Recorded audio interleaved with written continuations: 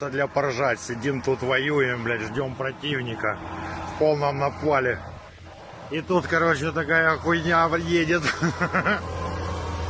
Это по поводу оборонительных, блядь, сооружений, блядь.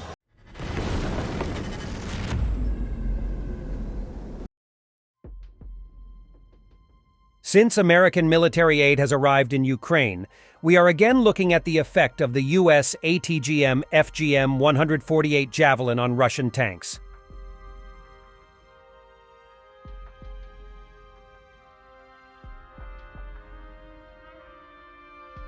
In Bakhmut, Swedish-supplied Archer artillery systems in Ukrainian service continue to prove to be incredibly effective in the counter-battery role. Seen here hunting down and destroying multiple Russian-towed howitzer positions.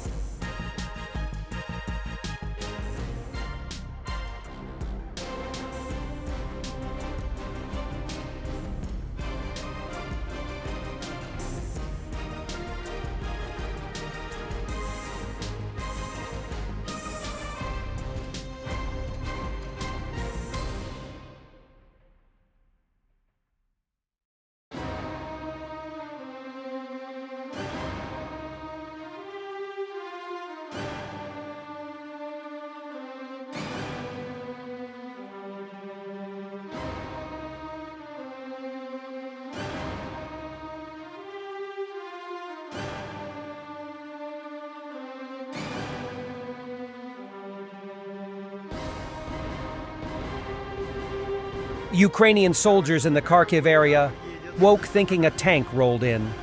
It's a Ukrainian farmer just going about his business and spraying his field. They are apparently within range of FPVs. Для поржать. Сидим тут, воюем, блядь, ждем противника в полном напале. И тут, короче, такая хуйня едет. Это по поводу оборонительных, блядь, сооружений, блядь. Реально, короче, опрыскивают, блядь, поле. Прикинь, чувак вообще бессмертный, короче. Тут на голове такое летает, блядь. Он поле опрыскивает, прикиньте. Блядь, это Харьковщина, это реально, короче, жесть, блядь. Пацаны в блиндажах попросыпались, думал, танчик прикатил. Боже, вот это, сука. This is a horrible, tragic story. I hope to live to see Russian war criminals convicted for murdering Ukrainians.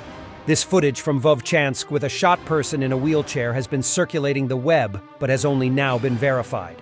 Thanks to the Kharkiv Regional Prosecutor's Office, it has been established that the video shows a woman in the wheelchair who was tried to be taken to safety by her husband. He was later evacuated by the Ukrainian military. Russian occupation troops, who had set up an ambush near the road, opened fire and killed her with a shot to the head. A woman in a wheelchair was filmed by border guards of the Watch Border Detachment during an aerial reconnaissance.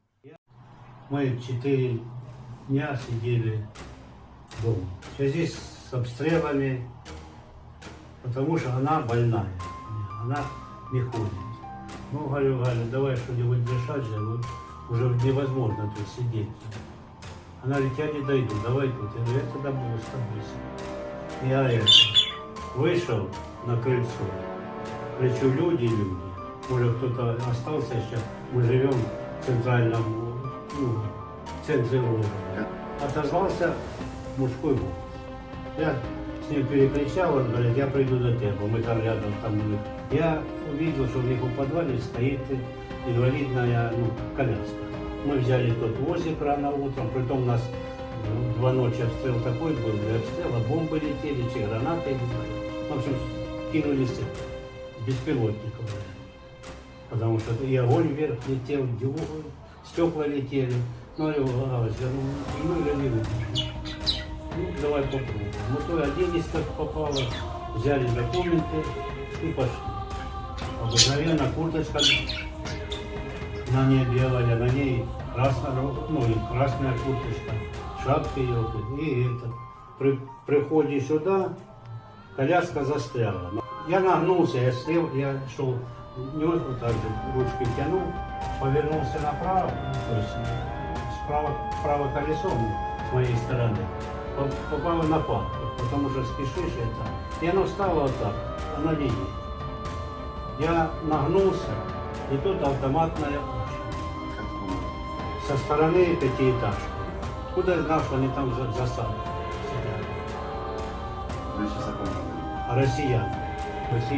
Я сразу кричу, что же вы делаете, мы гражданские. И как поворачиваюсь, лежит парень этот с открытыми глазами. И моя супруга. Я же до нее глядь, а мне на затылке вот такое отверстие, и мозги бить.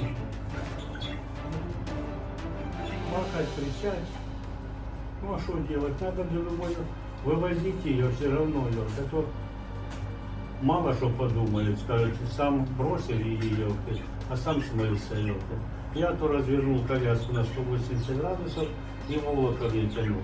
Когда я дотянул до этой пятиэтажки, тут у нас приемный покой. Где-то метров 30 я не дошел, 20.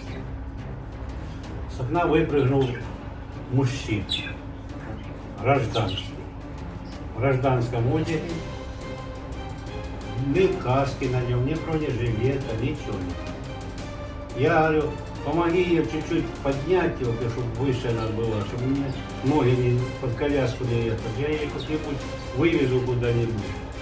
Крикнули, бросай, иди к нам. Ну, я матом вымутился и дотянул ее до окладки, туда, ну, этот дом, туда ниже чуть-чуть, еще метров 200, наверное. И, оказывается, кладка-то затоплена водой еще, через речку. И я принял решение, ну что, оставить ее, а самому уходить. Позвонил родственникам, все телефон у меня был заражен. И они сказали, Саша, ты сделал шоу, уходи. Thanks for watching, and don't forget to subscribe. Also, if you want to support Warthog Defense, please become our member and get early access to new videos, exclusive members-only videos, and become administrator in comment section. The membership link is in the description. Rescues every day. We had a guy last week at 6 rescues in 6 days. You know, he's doing the job every day.